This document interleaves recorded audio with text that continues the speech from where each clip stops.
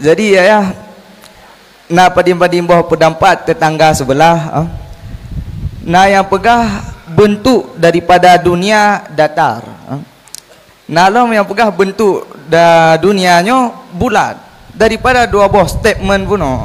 Menurut ahli sunnah wal jamaah, rata ahli sunnah memegang pendapat antara dunia dengan bentuknya bulat dengan dunia yang bentuknya datar. Hadanallah wa iyyakum ajmain. Assalamualaikum warahmatullahi wabarakatuh. Terima kasih.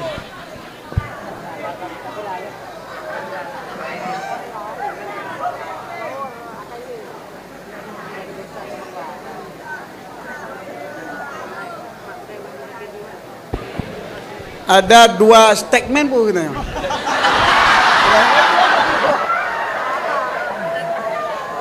Statementnya itu kalau mau dipuati. Dua buah pendapat. Nah, dua buah pendapat, bumonyo bulat dengan bumonyo datar. Ahlu sunnah pakiban.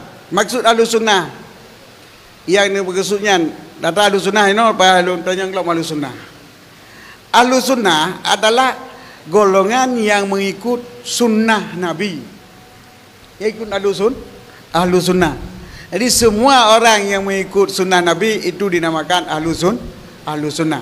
Baik ahlul hadis, baik ahlul ra'yi, walaupun ahlul irfan. Terlebih ahlu sunnah. Ahlul ra'yi, ahlul hadis dengan ahlul irfan. Itu yang mengikut sunnah Nabi. Dengan ahlu sunnah. Walaupun istilah dengan ahlu sunnah adalah asy'ariyah, nyo ahlu sunnah yang bermakna dengan ahlul ra'yi.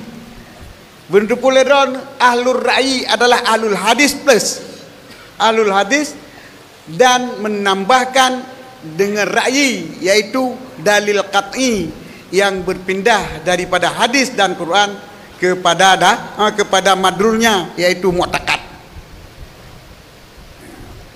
Ikun dalam hadis bulan orang yang gecok dengan kaedah yang khusus gepeterbit je ke dalil pulin dari hadis yang ahli ra'yi.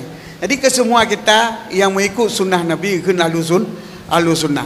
Sedangkan pembahasan bumur bulat dan datar bukan masalah itiqad. Jadi ada masalah sunnah.